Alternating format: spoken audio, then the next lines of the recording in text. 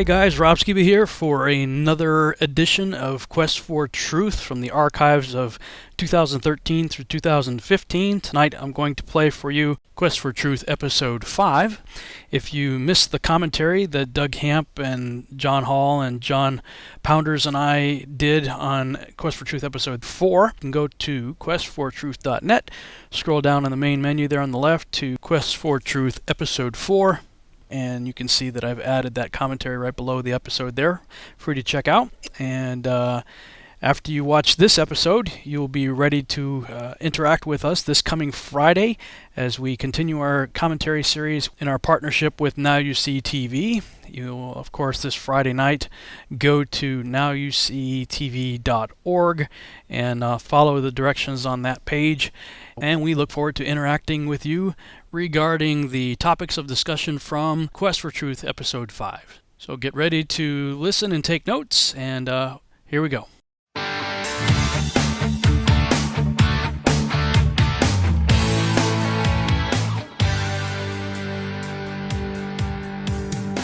Hello. We want to welcome you back to another exciting episode of Quest4Truth with yours truly, Douglas Hamp, and my intrepid co-host, Rob Skiba. We are excited to be with you today. A lot of fun things we're going to talk about. We're going to pick up from where we left off last week, and we want to get this thing... Ooh, there we go. We'll get this started off right. So, Rob... Excuse me. Sorry. Yes. Fun. Yeah, totally. Yeah. Well, so we're gonna pick up where we left off last week. Or we could pick I'm not quite sure where we left off last week. So. Well, you know, we were talking about Yeah. Revelation chapter 9. We were discussing the finer points of theology, and you know, we want to remind people that, you know, Rob and I enjoy. I mean, we love studying the Bible. And we named our show The Quest for Truth because we really do want to know what is the truth. And you know, Rob, really the bottom line is, what is reality, right? I mean, we can argue about the truth, and you know, it's fine if we both make our case. You know, I mean, I think this happens all the time, right? You know, you can have a lawyer in a court of law make a good case for something and be completely wrong. You know, the guy that gets convicted might not be guilty at all, or vice versa, but there was a very persuasive case for guilt or innocence, whatever it may be, and yet that person could be totally, you know, just the opposite. So we want to know, what is reality? And so as we get into topics, and just for the record, we really agree on most things. There's some different points that we're both, again, looking for what is reality. And as soon as I discover reality, I think this goes for you too, but as soon as I discover reality, I'm going to ditch what I was believing before and go with what is reality, because that's the only thing that matters in the end. Right. The program is called Quest4Truth. It's not called Corner on Truth. Neither one of us claim to have the corner on truth. We're looking for truth. Now, you know, we do our own research, and as a result, we come to certain opinions. But I think both of us are flexible enough that if the case can be made and it's persuasive enough, then we'll change our view. And I've certainly changed my view on a lot of things, actually, in the last probably 5 years, as if I've increased my my research. When we left the ministry my wife and I were both a part of in April of 2010, since that time, since April 2010, all I do is research. You know, before it was just kind of a hobby with a full-time job, but now, you know, it's something that I do all the time. So as a result of having more time to do research, I've actually changed my opinion on a lot of things that I had held beliefs in before, based on the teaching of others. And what I always tell people is, like, look, don't believe me. Don't believe a thing I say, and don't believe the thing Doug says or anybody else says. Do your own research. You know, we're here just to share what we think we found, to hopefully spur you on to do some of your own research. Yeah, absolutely. You know, again, we don't have the corner on the truth. We could have named the show that. Would have been fun. Corner on the Corner truth. on truth. You know, but hey, who's got the corner on the truth? Who has 100% perfect theology? You know, that's the question that I often ask myself. Not to excuse myself for bad theology, but in the end, nobody has perfect theology because we're all still, to some extent, discovering who God is, and we're all still learning what the Bible really says about God, and a lot of times it requires that we undo some of the traditions that we've been taught. Sometimes it requires us to undo some of the bad theology that we've maybe taught ourselves, and sometimes it just requires us to read the Bible. What an idea. There's a thought. Oh, I know. And I tell you, when you read the Bible and you really get into it, like, oh my goodness, it doesn't say what I was taught. It seems to say just the opposite. And there can be all kinds of reasons why a particular doctrine was held for such a long time. A lot of it goes back to replacement theology. It goes back to a hatred of the Jewish people and thinking that the church, the Gentiles, have replaced Israel.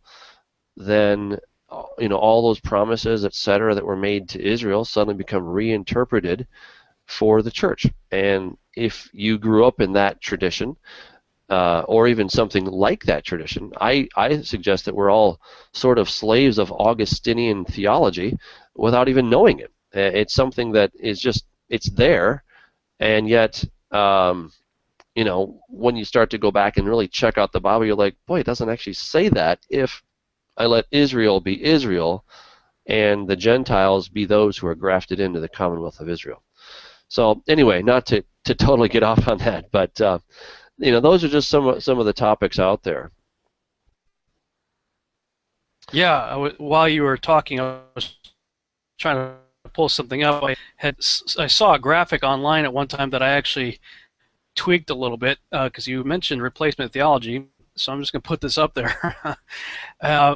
This is what, I know everybody has their definition of replacement theology, but as I'm looking at it, if this is what people believe, you believe in replacement theology. If you believe that it trucked along as Israel, all of a sudden cross, boom, church, that's replacement theology. That's not what Paul teaches. Paul teaches that we were grafted into Israel. In Romans 11 and Galatians 3, he tells us that we were adopted into that family and become heirs to the blessings of Abraham. That's not replacing anybody. That's joining a family. Absolutely. It's like adopting somebody, and that person becomes an integral part of your family, and then suddenly they kill everybody off and say, no, I am the family, And it's like, well, I don't think that's really what God had in mind, So we could probably go on for that for a long time. I guess we could if we wanted to. We could talk about that, but I kind of want to get back into Revelation. I would just say, yeah, I would just to put a cap on my thought on that, I would just say this is kind of the way it is now. You have unbelieving Israel here, and then you have believing Israel here with believing Gentiles here, who together become the family of God, the church, the bride, the body of Christ, and unbelieving Gentiles over here. I mean, that's why Paul says there's no longer Jew or Gentile or freeman or slave or, whatever. We're all one in Christ. If we are believers in Yeshua and Jesus, then there's really only two types of people in the world now. There's believers and unbelievers. So the question is, which one are you, Yeah, it's a good point. We are grafted in. We haven't replaced them. So, they were existent. And of course, it was always about the people that believed. It wasn't, if you were a Israelite and you did not believe in God, you rejected what was given. It doesn't mean that you automatically have eternal life. That's never been the case. It's always been about faith. I mean, this is what Paul is talking about when he talks about Elijah, who was an Israelite. He lived in the northern kingdom of Israel. And he has this duel with the 400 prophets of Baal, who were also Israelites, okay?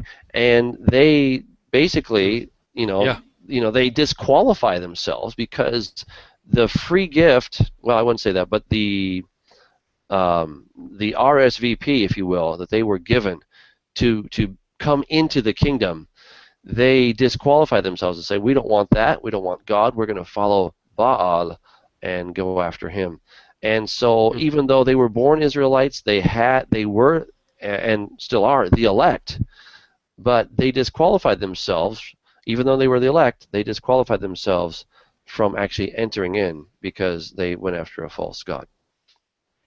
That's right. They went after Baal. It's an interesting segue into what we're going to talk about today. I think if we're picking up where we left off last week, because in my research, the Baals were just another spin-off of Nimrod worship. Well, that's interesting. I'm not sure how you come up with that as being Nimrod. Baal, the god of thunder, he had various names or epithets in the ancient world, but I would argue that is simply talking about Satan.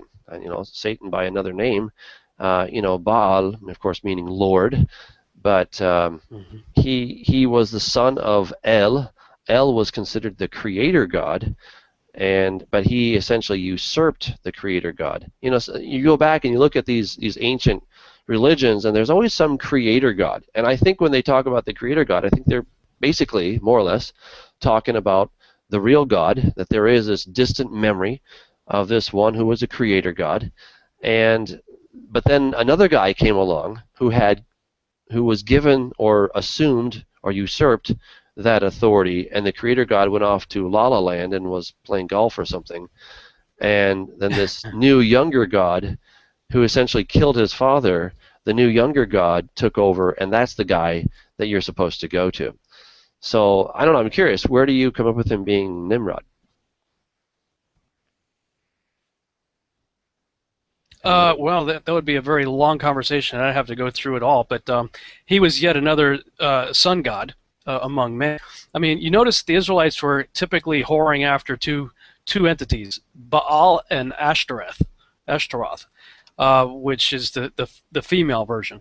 And so you basically have a spin-off of the Nimrod and the Semiramis going on there, and there are just a lot of connections with Baal being a sun god, and as you said, being the son of another god.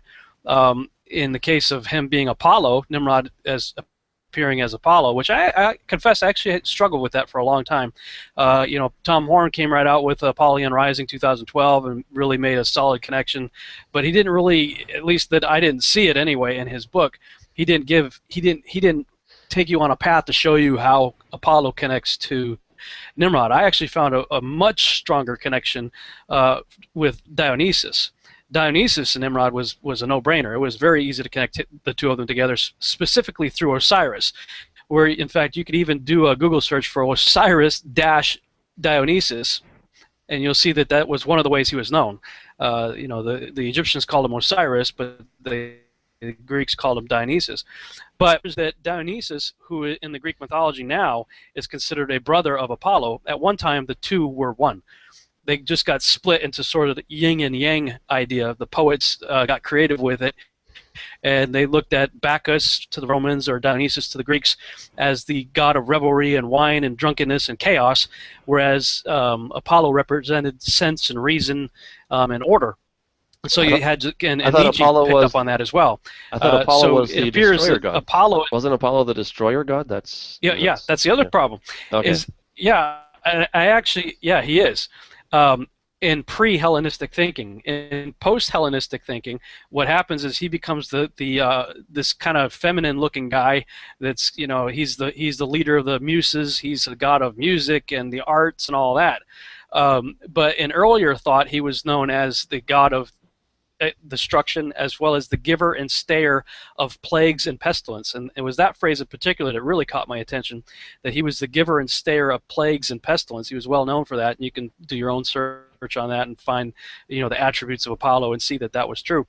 And that's why I find it really interesting regarding what we talked about last week in Revelation 9. I'm going to pull that up here.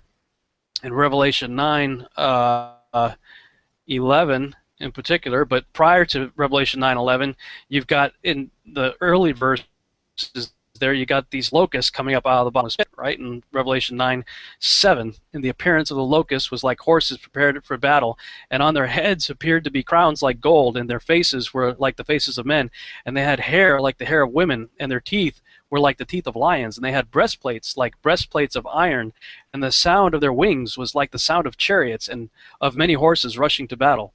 They have tails like scorpions and stings, and in their tails is the power to hurt men for 5 months, and they have a king over them, the angel of the abyss. His name in Hebrew is Abaddon, or Abaddon, and in Greek hath his name Apollyon. What was really interesting to me about that is a number of things. Actually, is most people look at that and they start thinking, well, it says that they're locusts. So everybody thinks locusts. Now, of course, you have Hal Lindsey and people like him who, and I used to believe this myself, said that how else would John describe Apache helicopters? How would a first century guy describe the weapons of warfare that we have in the 20th and now 21st century?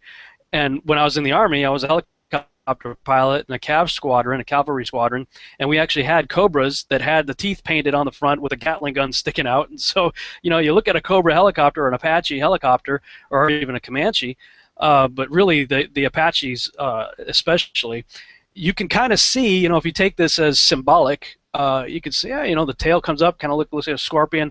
It doesn't really sting anybody. It's just, used to stabilize the aircraft, counter torque. But, you and I have talked about this before. We just take Scripture literally. So if I just take the Scriptures literally, this is describing a chimeric, I believe, Nephilim creature coming up, a bunch of them, coming up out of the bottomless pit. But if you look at the description of them, they are a chimeric centaur. They're described as a horse. Yes, the horse has wings, like Pegasus does, but it has a human head with hair like women and teeth like lions, and it's got the scorpion thing. So we're talking about a chimeric centaur, which to me made the statement in Revelation 9:16 make a whole lot more sense. Revelation 9:16, the armed horsemen were 200 million, and I heard the number of them. Anybody could go online and do a search for the number of horses on the planet, find a good equestrian website that tracks horse population, and you'll see the maximum number of horses that anybody suggests they're on the planet is 68 to 70 million. So right there, it disqualifies the additional view of the Russians or the Chinese or now the Muslims riding horses. What army uses horses of any consequence today anyway? If you take verse 16 in context of verses 7 and following, then we're talking about chimeric centaurs. And what's interesting about that is the centaurs can be traced back in Greek mythology to an individual named Centaurus, who just so happened to be a son of Apollo. So there's two connections to Apollo in Greek mythology right there, the centaurs and the locusts, which all through Scripture we see pestilence a lot of times is associated with locusts, and you got these creatures coming out described as locusts, and Apollo is described as their king. And again, Apollo is linked directly to Dionysus, who has a strong connection to Osiris that most scholars agree is Nimrod. So that's how I figured out the Apollo connection to Nimrod. Tom Horn didn't come out. If he did, I missed it, but I was trying to figure it out in his book and completely missed it altogether, because I had the traditional view of Apollo as this kind of, sort of feminine-looking, artistic, guy, not the destroyer. But when you mix in Dionysus with him, who is Bacchus, it becomes easy to understand him as a destroyer.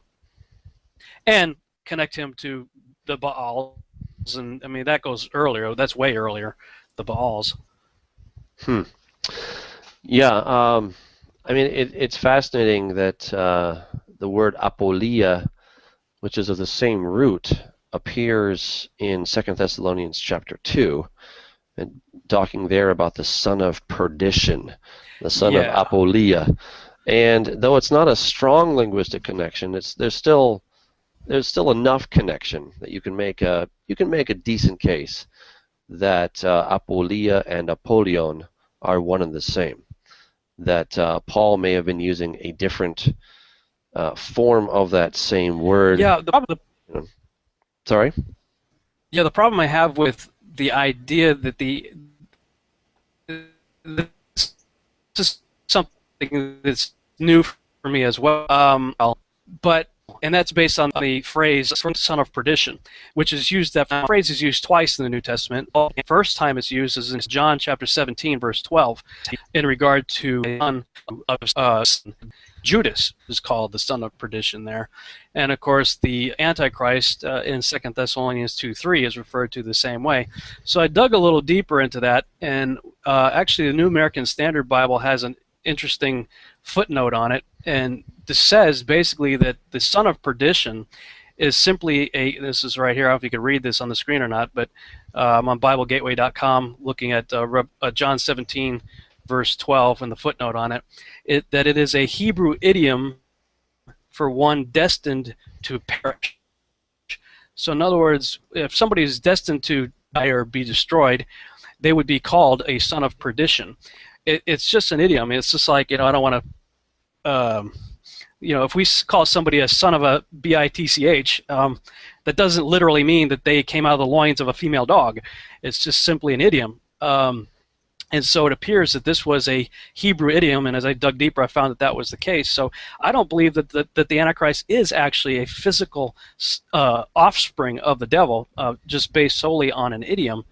And when I looked into Isaiah chapter 14, specifically in the Septuagint version, let me pull this up here.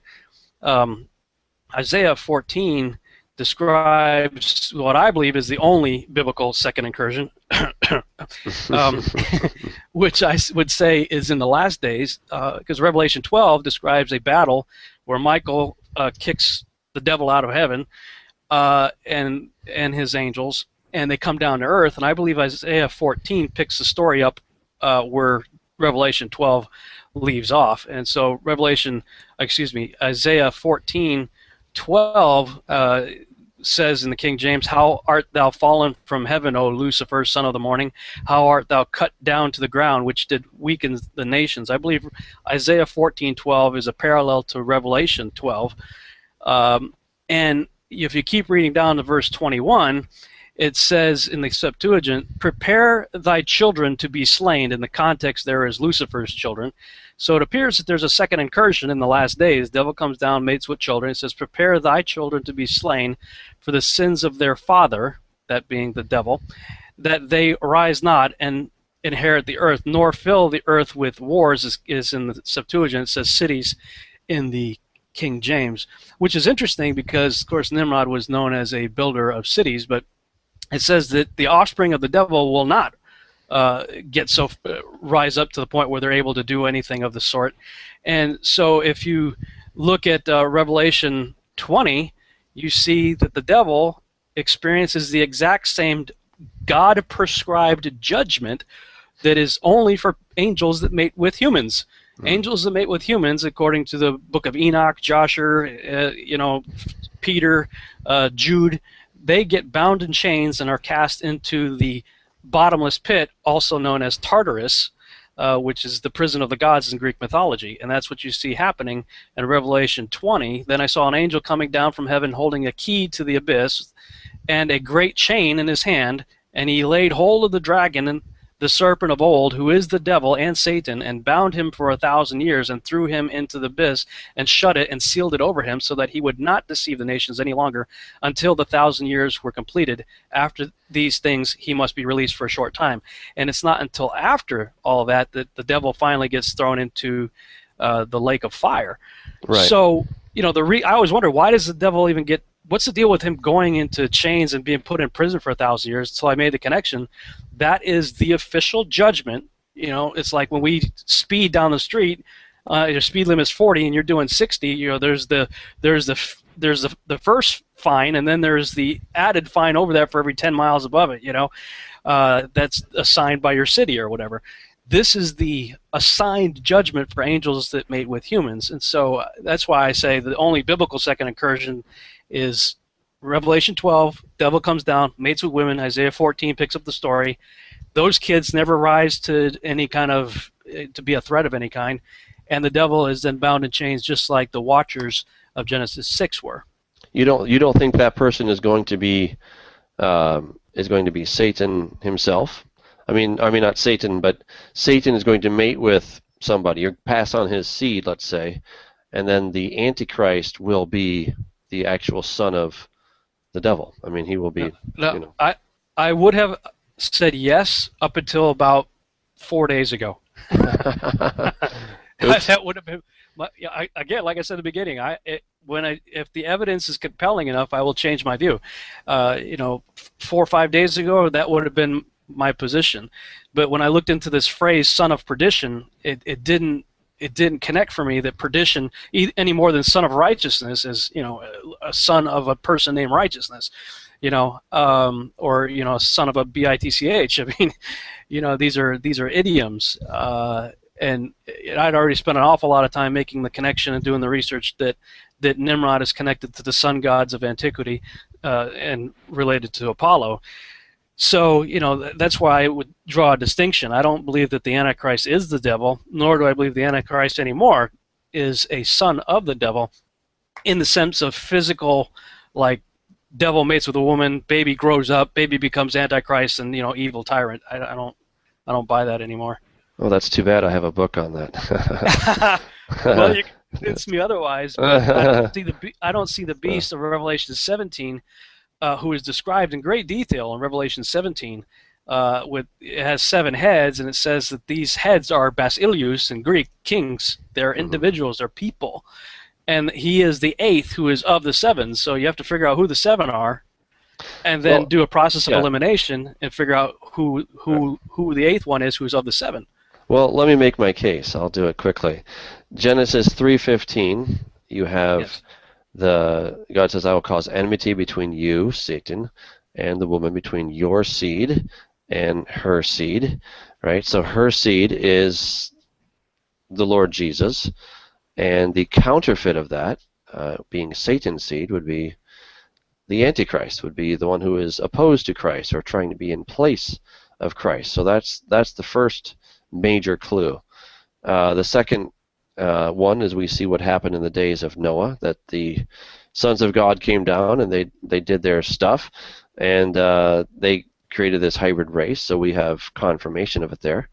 And then in Daniel 2:43, it says, in the days of these kings, so that it tells us that there's some kings that are coming, and it says they will mingle themselves with the seed of men, but they will not adhere one to another, as iron is not mixed with clay. So the question is then, who are these kings? And if you go to Revelation 17:12, it says, John says that the 10 horns are 10 kings, which have received no kingdom as of yet, but will receive authority for 1 hour with the beast. So they were alive back in John's day. They are going to be alive whenever Antichrist comes. So that means that they're at least 2,000 years old. They're not just regular men folk, right? These are actually demons. They're fallen angels, if you will. Then you go back to Daniel chapter 7 and also Daniel chapter 8, where we see in Daniel 7, starting there at verse 10, it says, actually, I'm sorry, not verse 10. Don't you hate that? Here we go, verse 8. While I was thinking about the horns, look, another horn, this time a little one, grew up among them. 3 of the first horns were yanked up by their roots. Right in front of it, it had eyes like those of a human being. So you have this little horn that's growing up among the 3 horns, or up among the 10 horns, excuse me, and it grows up to be like them. Whatever these horns are, this little one grows up and is like them, and is even able to pull 3 out by the roots. And then we see the parallel passage in Daniel chapter 8, and it says, verse 10, and it grew up to the host of heaven, and it cast down some of the hosts, some of the stars, to the ground and trampled them. He even exalted himself as high as the prince as the host. Now, first of all, it doesn't say he exalted himself here in the Hebrew. Half the book, by the way, is in Aramaic, but this portion is in Hebrew. So he doesn't exalt himself, but somebody causes him to grow up and to become great. So he's not doing it to himself, and I would say that is Satan who's doing it. But nevertheless, he rises up to the host of heaven. He grows up to the host of heaven. Now, host of heaven is a phrase that's talking about fallen angels or demons. So he grows up to their level, and then he's able to cast some of them down and some of the stars to the ground. Now, Jesus in Revelation chapter 1 is holding the 7 stars, which are the 7 angels, to the 7 churches. So this little horn is able to grow up to become the same stature, the same level or same power as these others, and then he's able to put some down as he sees fit.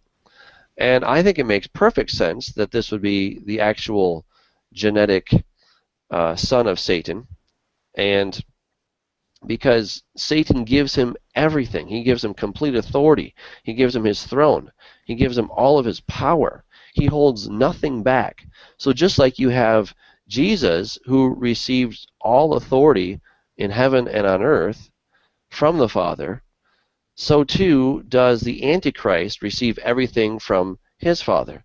Just as you have the Holy Spirit passing on the seed into Mary, and then you have a commingling of those seeds to produce the body of the Lord Jesus, so too do you have a prophecy given in Genesis 3:15 that this seed of Satan is going to be passed on. I don't think it's through coitus, but I think he actually does it through a high-tech means, basically recombinant DNA or something like that.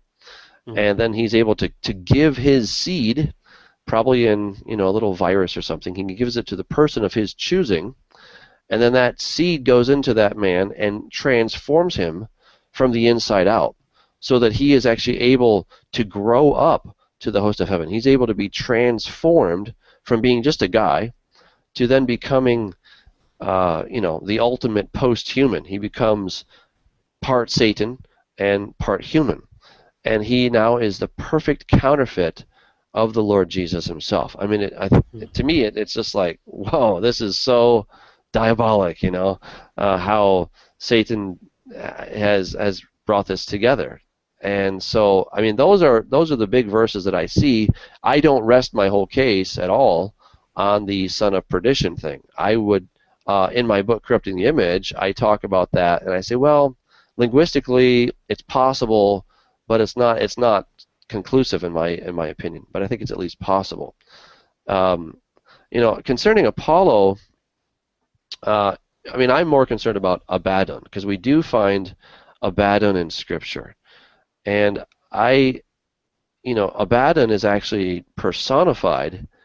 So to me, that tells me that rather than trying to look for somebody else, trying to look for him being, the son of somebody else, this is Satan himself. This is the destroyer. And he is the one who is the king over the bottomless pit. He has the key, and he opens it, and then he calls forth, these scary animals, these scary, whatever these are, hybrids of some sort, and they come out and do their business. And this is happening because it tells us, I saw a star fallen from heaven to earth, there in Revelation chapter 9, verse 1. So the star has already fallen. It's not that it's in process. It's not that it's going to fall. It's a fallen star. And where do we see the star fall? Well, we see the star fall in stunning detail in Revelation 8, verse 10. And a great star fell from heaven, burning like a torch, and it fell on a third of the rivers and on the springs of water. The name of the star is Wormwood, which basically means vile, or it's poisonous, essentially. So you have this incredible star falling from heaven to earth. Well, where else in Revelation do we see something like that? Well, Revelation 12, of course, where he sees this sign in heaven, a great fiery red dragon having 7 heads and 10 horns, 7 diadems on its head. He drew a third of the stars of heaven and threw them to the earth. All right, so there are these stars of heaven going to the earth, and after this battle breaks out, Michael and his angels fight, the dragon and his angels fight, there's no place for them. The dragon is cast out. He and his angels are cast out. So there's a repetition. There's a duplication of it. First, it's John is seeing it as this dragon taking a third of the stars, and then he sees it as Satan and his angels being cast to the earth. So it's a reduplication, essentially, of the same phenomenon. And so he then falls to the earth. There's the great star falling to the earth, and the littler stars falling to the earth. So the great star falling to the earth is, in fact, Satan. And that's what we see in Revelation 8:10. So then when we get to Revelation 9:1, I saw a star fallen from heaven. So he's already there. The star that has fallen, that is fallen, is in fact Satan. And then he's given the key to the bottomless pit, and then we discover that his name is also Abaddon, or also as Apollyon, which both of those mean destroyer, both in Hebrew and in Greek. So, that right there, I think it's a strong case that you have, you've got Satan is the one who is opening the pit. I just don't think it's possible to argue that it's actually Nimrod. I mean, is that indeed what you're arguing, that Apollyon? No, not at all. Not at all. I'm a little bit confused because it appears in Revelation 9 that Apollyon's coming out of the pit, that he is the beast that Revelation 17 says the beast comes out of the bottomless pit. So if Revelation 9:11 is not the beast coming out of the bottomless pit, where do we see the beast coming out of the bottomless pit? You have Apollyon coming down, not coming up, if I understand you correctly. If you believe that he's the star that has fallen, yes. And I don't see it that way. And while we do agree that Revelation is not in chronological order, it is non-linear. I do see a linear progression with Revelation 8, 9 through 12, 8 through 12, really, actually, where I would not say wormwood is another name for the devil. I would say, in verse 8, Revelation 8:8, you got a mountain falling, burning like fire, it falls on the sea. Then you've got a great star falling from heaven like a torch. It appears to be like a meteorite or something coming down, and this star is called wormwood. I don't believe that that's the devil, and nor do I believe the star in Revelation 9. When we talked about this last week, Revelation 9:1 is that the word there is stare in Greek is feminine, therefore the pronoun that describes it should also follow the gender and be feminine. Autos should be she, not he. If the antecedent is star, which is feminine. I disagree with that. I totally disagree with that, and I'll tell you why. Because, for example, in Spanish, you have the word persona. All right, persona in Spanish is feminine. You'd think, you can only use it of women. Well, that's just not true. You can use it of men, because the word itself, persona, it's feminine, but it can modify both men and women. It doesn't really matter. It's completely irrelevant to who they are. Go back to Revelation chapter 1. Wait, let me put it this way then. Okay, because I hear what you're saying. Last week, though, you said it should be she, but if we just take it as a star, as an inanimate object, then we could settle on it versus he or she, because we're both making an assumption here. You're making the assumption that the star here, that this is the star that has fallen or had fallen, is Lucifer, when I don't believe that chronologically that has happened yet. This is the midpoint right here. At the same time, this is happening right here. You've got this war going on in heaven, yes, and the devil being cast down. So I'm seeing it.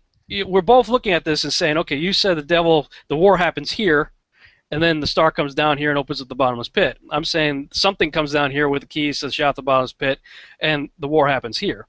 I mean, we're very close to each other, because either way you look at it, we have to be in the midpoint. I mean, we're talking with probably days on both of our views, either side of the exact middle of the 7-year tribulation period. Okay. But what I was suggesting last week is that had fallen from heaven was that we saw that same phrase in Acts chapter 19 regarding Artemis, who is Diana, who is Ishtar, Isis, Semiramis, Ashtaroth, all the same entity. And I'm going, well, that appears to be a confirmation of what took place in Zechariah chapter 5. Otherwise, what do we do with Zechariah chapter 5? Zechariah 5 has no confirming witness and makes no sense at all if we just leave it out there by itself. And so it appears that Zechariah 5, to me anyway, is supported by the statement in Acts chapter 19 regarding Diana, who is Ishtar, Isis, Semiramis, the half-sister / wife / mother of Nimrod. coming down to release her husband slash half brother slash son from the bottomless pit, and then after that, the devil gets kicked out of heaven. So, that's kind of the direction I would go with. I mean, if we're going to look at the autos in Greek of Revelation 9:1, referring to the astara, then either one of us we both have to make an assumption here. It's either he, she, or it. So I don't know, because in Revelation chapter 1, you have Jesus holding the 7 stars, which is a feminine word, which I would argue is rather irrelevant. But unless it's talking about a woman in a basket. Well, I mean that's a very enigmatic. It's a very enigmatic verse. I have to agree with you, but well, I mean it is. It's like, okay, what do you do with this? But I know. I mean, some people think it's a nuclear warhead. I don't know. But in Revelation 1:20, well, yeah, I don't know. Some people have this theory that they're trying to take the word Isha in Hebrew, and they're saying it's actually the word Esh, which is fire.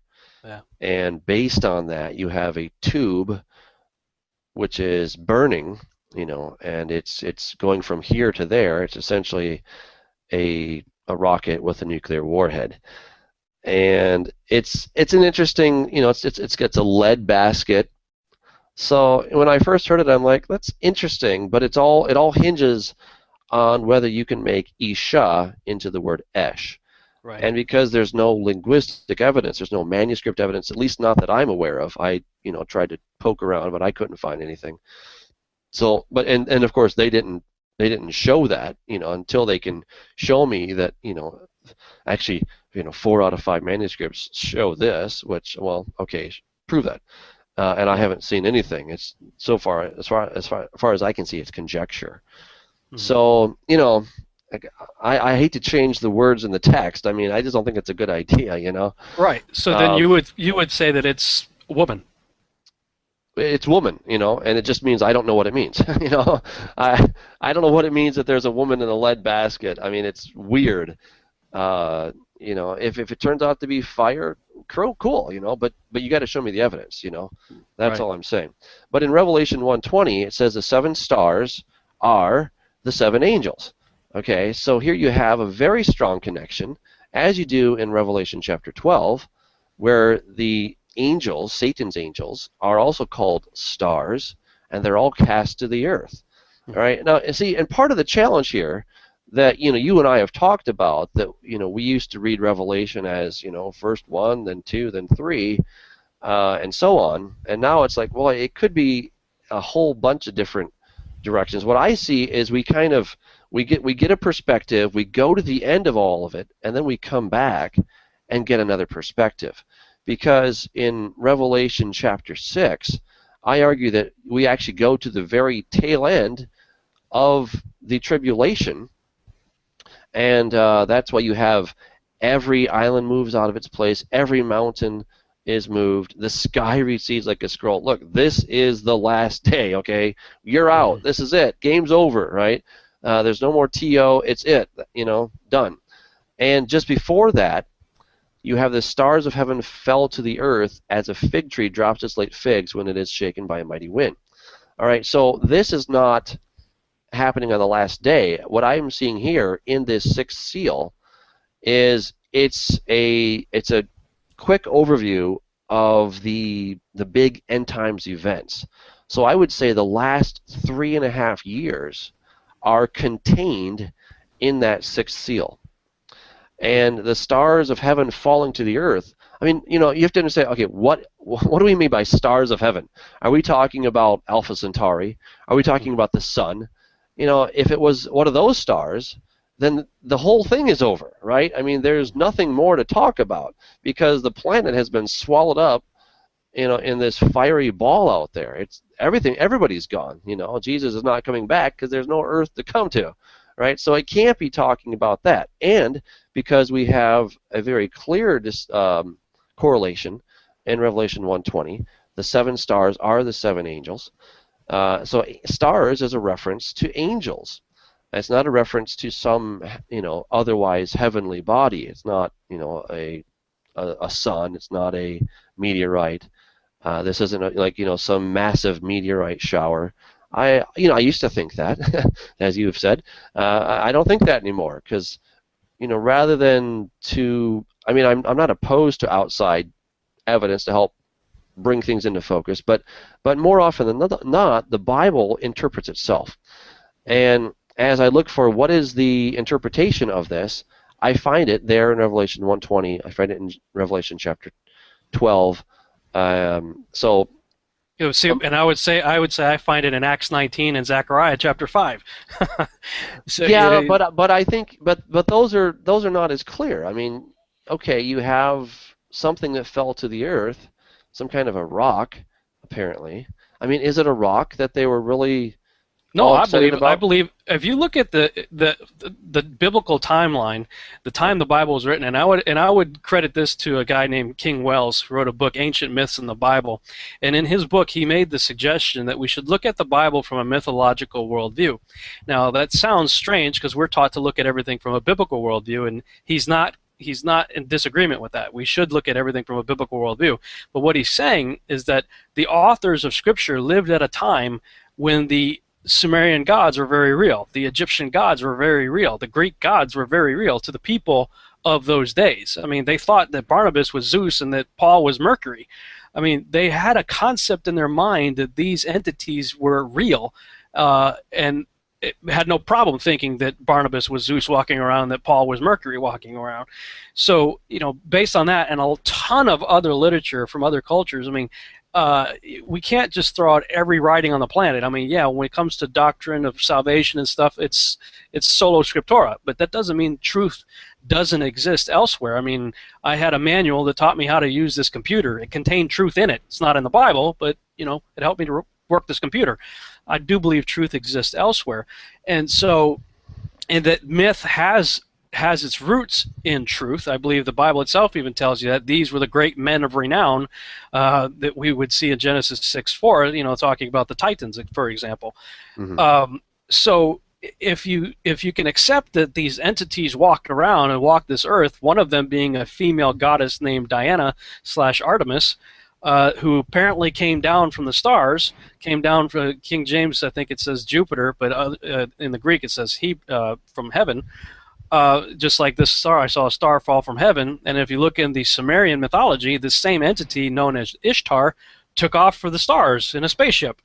So, do we throw all that evidence out? As a researcher, I look for clues, and I'm seeing an awful lot of clues, and I know you do too. Your clues are just taking you in a different direction. So, well, yeah, I'm not opposed to consulting mythology from time to time. I mean, I think it's very fascinating, and clearly there's a lot of nuggets and a lot more that we should probably listen to.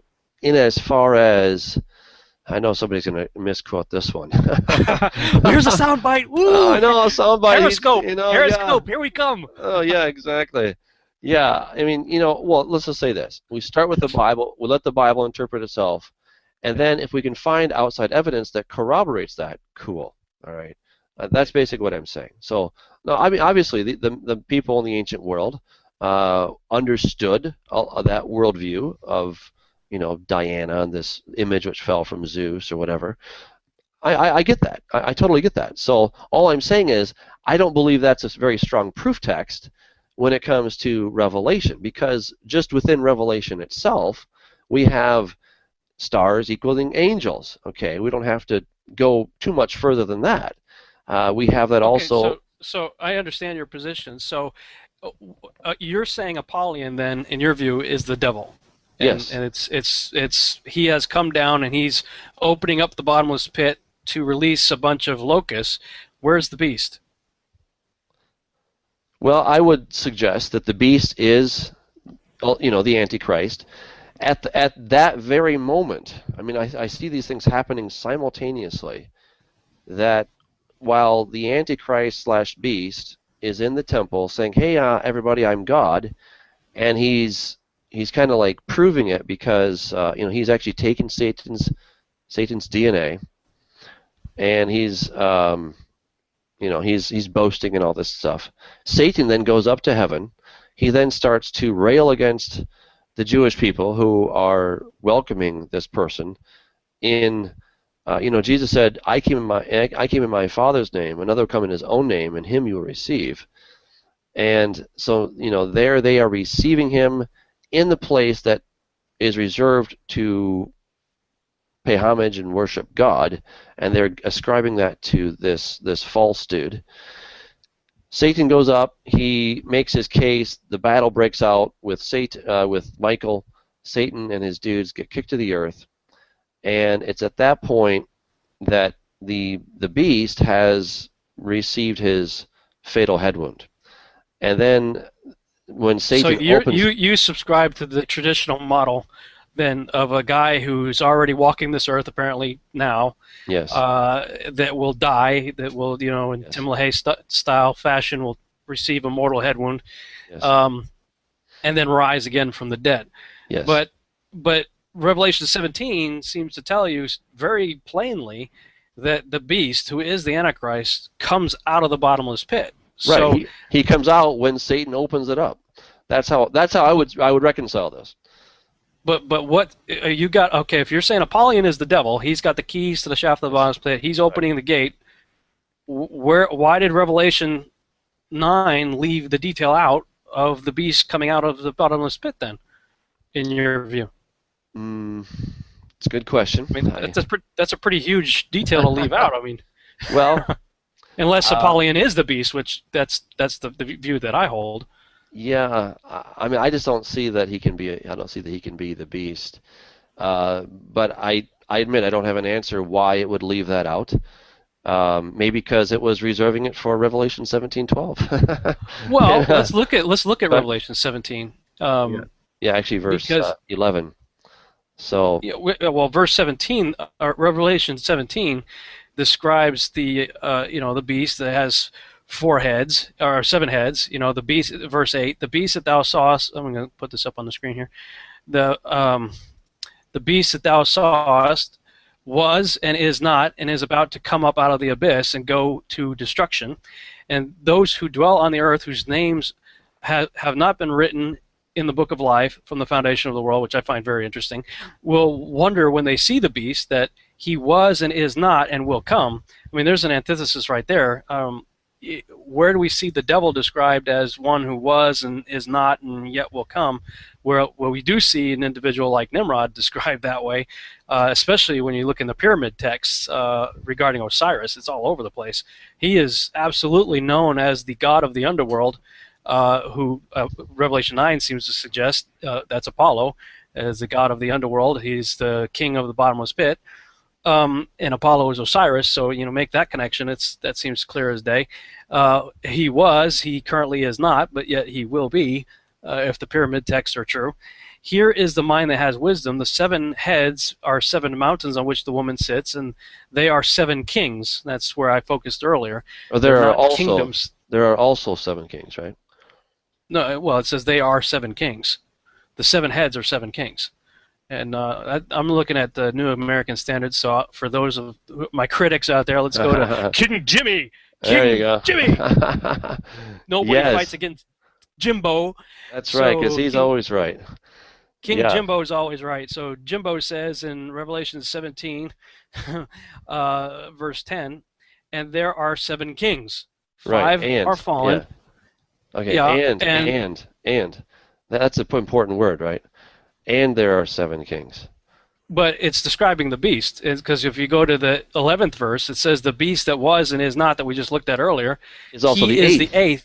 No. So you have who is of the 7. So he's one of those 7 guys. Okay, so right, exactly. Thank you. He's not the devil. He's one of these 7 guys. Okay. I agree. Here's my spin on it. This beast. Oh, first of all, who are the 7? I argue that these are fallen angels, and these 5 that have already come are the kingdoms. Basically, just like you have the Prince of Persia and you have the Prince of Greece. Those are clearly demons or fallen angels in Daniel chapter 10. so too these 5, or let's say these 7, are fallen angels, and they all are over a particular region or area of the world.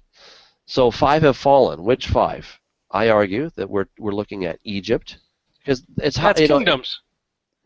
Well, okay, you but just jump to kingdoms. No. Well, wait a second. No. But yeah, they are kingdoms. I agree with you. I agree. Look, Kings. No, hold on. Wait a second. In Daniel chapter 10, you have the Prince of Persia. All right. I think we're both on the same page. Yeah. That is a fallen angel. Yes. Sure. The Prince of Persia. Yeah, okay. Sure. All right. So the Prince of Persia is ruling over the kingdom of Persia, right? Yes. Are we on that one? Sure. Okay. So here you have this king who is ruling over a kingdom. All right. So I agree with you. And as far as the 5 that have fallen, it's the ones we know their identity. I argue, because they have to touch Israel somehow.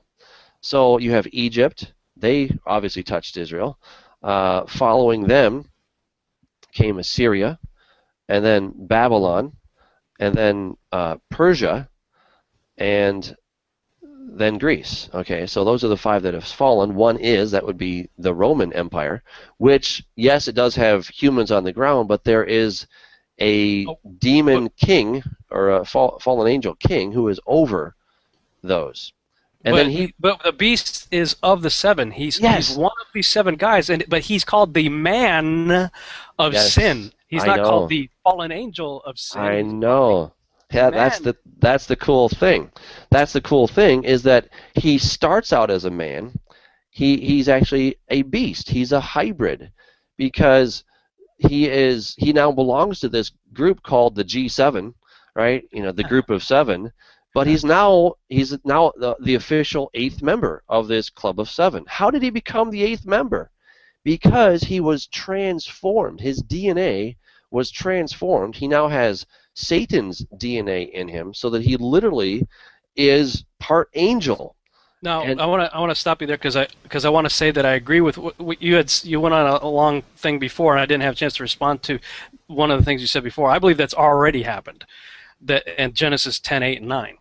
That he had, because like Daniel 2:43, you talked about that. That's not talking about copulation. Daniel 2:43 seems to completely reject that notion. It says, whereas thou sawest iron mixed with miry clay, they shall mingle themselves with the seed of men, but they shall not cleave one to another, even as iron is not mixed with clay. Cleave, you see that in a number of places, using the Bible to interpret itself as a marriage term. It appears that there's mixture of information taking place, but it's not happening through copulation. It's happening through. Sure, it's an exchange of. Sure, fair enough. Right. It's an exchange of data. So let me back up a little bit and maybe rephrase what I said earlier regarding the son of perdition, because I do believe it is quite possible that Nimrod, through some sort of defiling of himself, injected information, as you put it, regarding how whatever angel DNA might look like, of the devil. He wasn't born that way.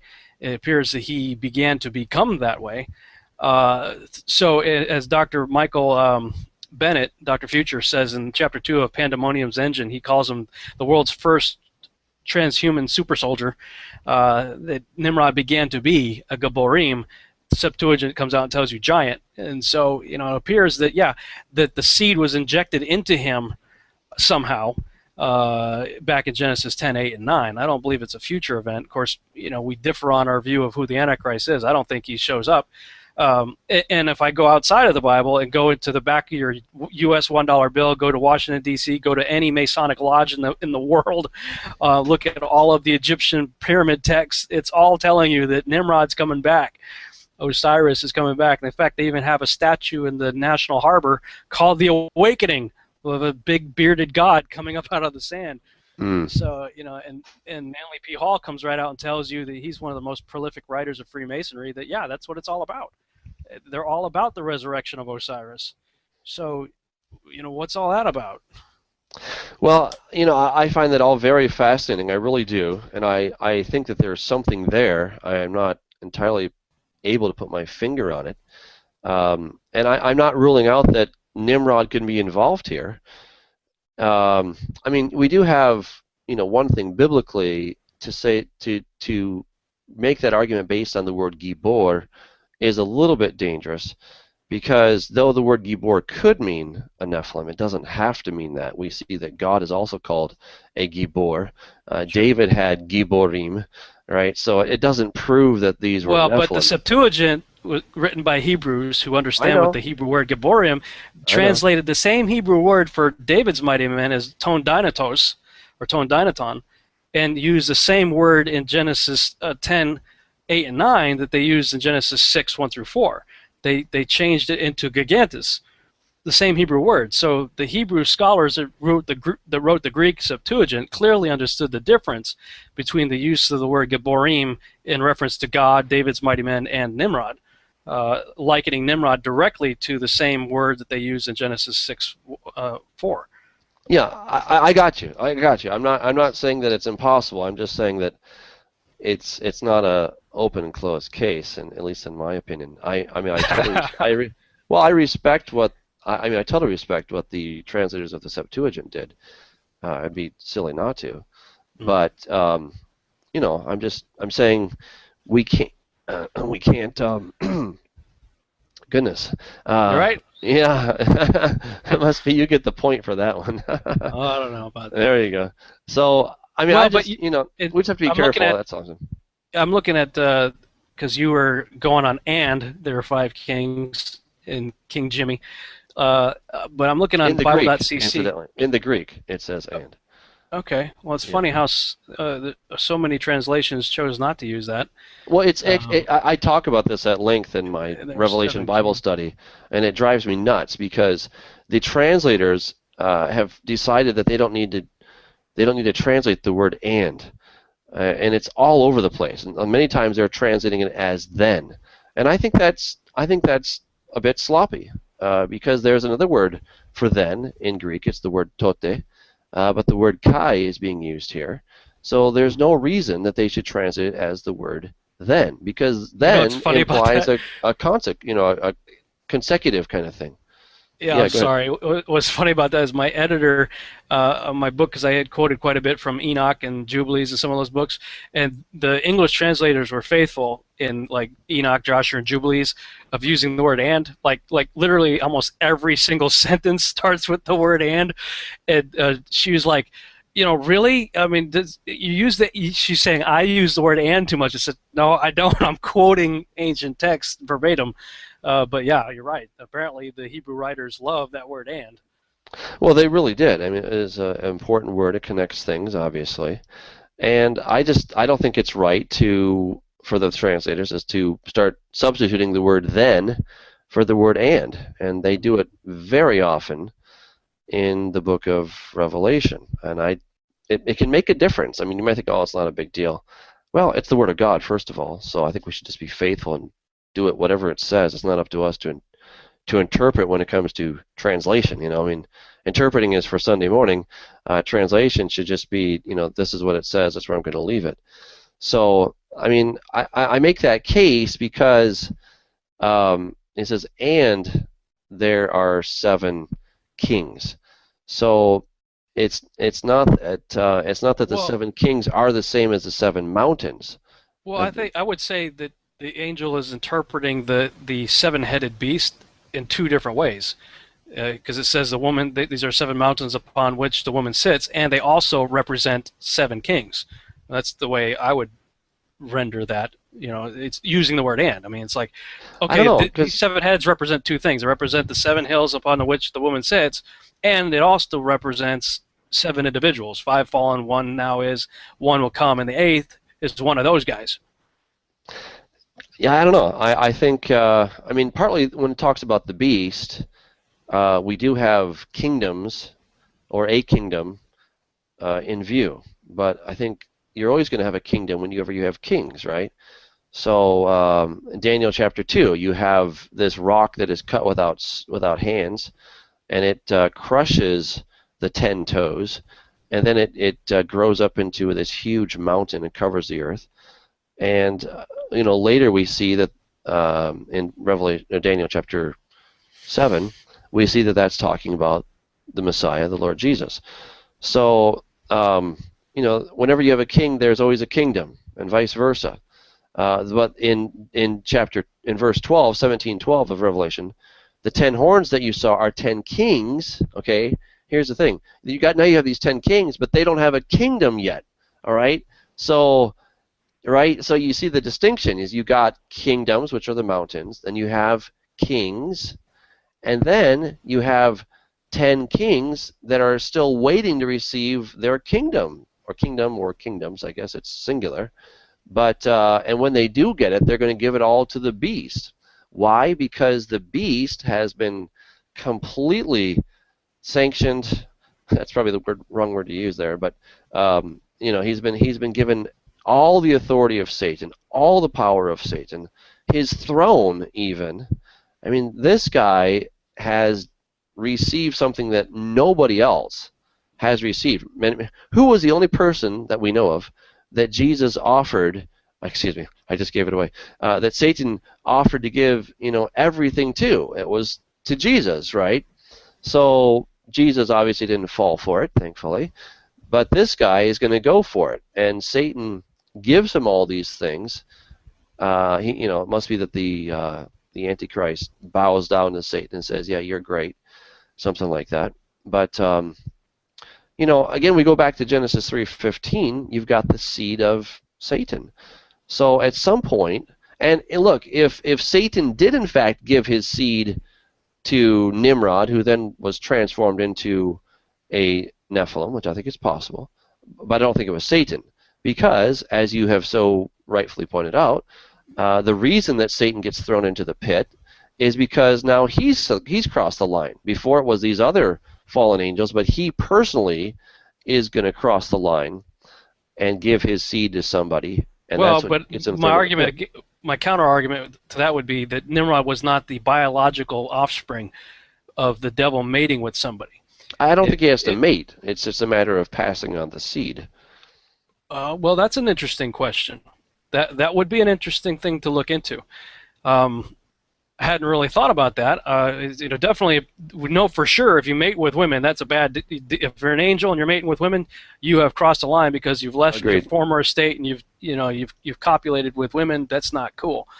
But yet this would take off to a whole different show. We don't have time to talk about it tonight. But this whole alien abduction routine that's going on right now, it doesn't appear to be about copulation so much as people are being abducted and put into laboratory-like settings and having seed extracted and eggs and all that kind of stuff, and implantation of embryos and extraction of fetuses and all that.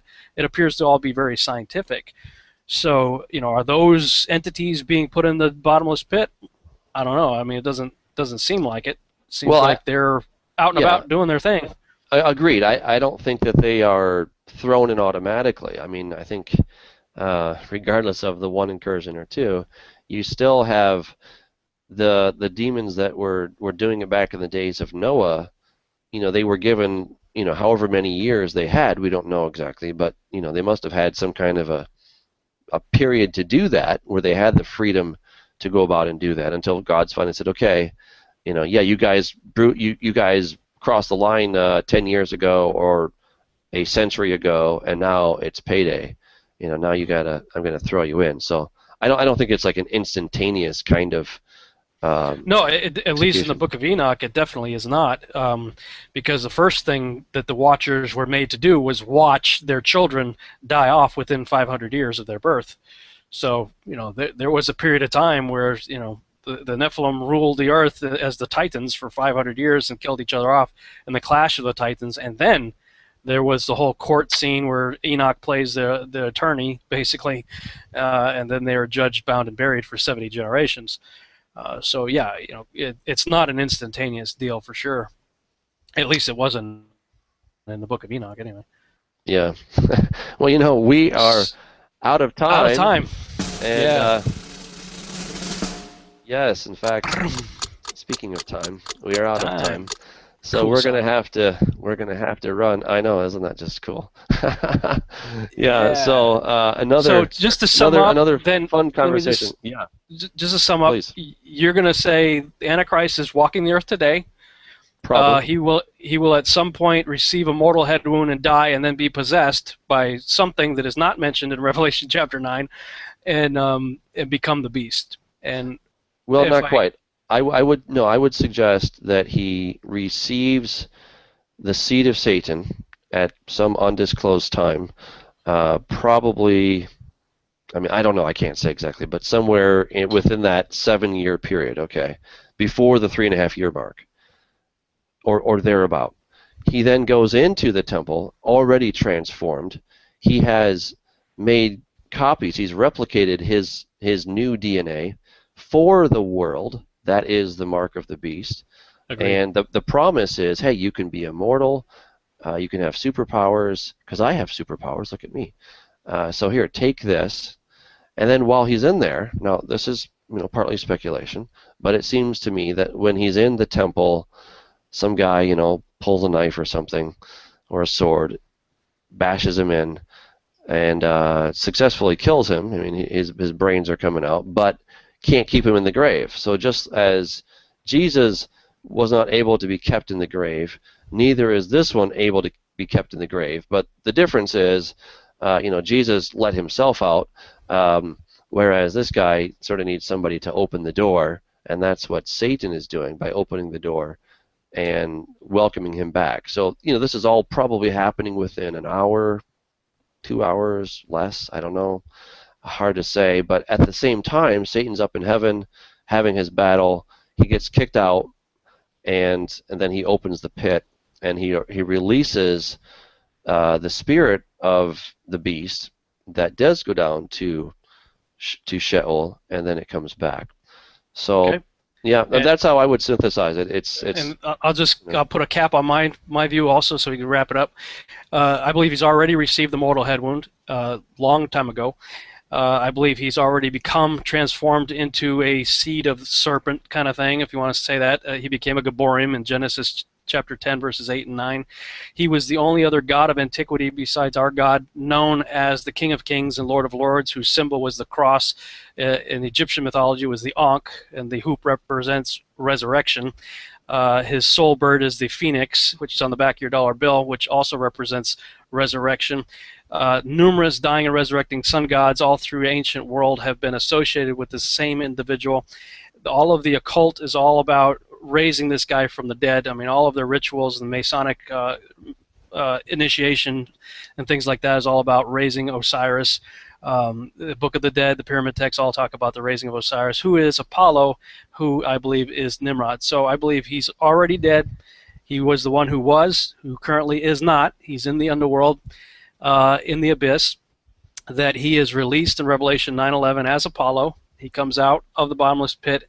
As it says in Revelation 17, the beast comes from the bottomless pit. So I believe that that's where he is, and that's where he's going to come from. And he does not show up prior to that. So that would be kind of in a nutshell what I would say is. And from that point on, I agree with what you said, that I believe that the mark of the beast is his genetic material will be passed on to people. We just finished reading Numbers chapter 16 and the red heifer and all that, the whole deal with corpse contamination in the Old Testament, and just coincidentally you're unclean for 7 days in the book of Numbers. So there's a lot of very interesting things regarding his genetics there. And why does he sit in the temple of God? Well, there's only one place to sit in the temple, and that's on the mercy seat, which would presuppose, if you believe that there's going to be a third temple, which I do believe there will be, I believe the Ark of the Covenant is going to be found. And the reason why this guy doesn't die is because he's already dead. He's a walking dead guy. He's Frankenstein. And that's why he's able to show himself and anybody who's watching, see, I am God. Who else could sit on the mercy seat? Which would be very compelling to the Jews, who just so happen to have the statue of Nimrod outside the Hebrew University, and their Supreme Court has the pyramid with the all-seeing eye embedded in its roof. So they're already worshiping the guy. It's not going to be too much of a stretch when he shows up and says, hey, I'm the one you've been looking for, and you want the proof? I'm going to have a seat here. And he sits, and then the rest is, as they say, is history. So that would be in a nutshell, it's all we probably have time for tonight. We can maybe pick up again for a part 3 next week. It's getting late. Crickets. All right, man. Hey, this is fun. It was really really fun. Well, this is our 60 minutes. And until next time, everyone, God bless you. Stay in the Word. There's a lot of exciting stuff in there, and someday we'll figure out exactly what Revelation 9 is talking about. Take care. Amen.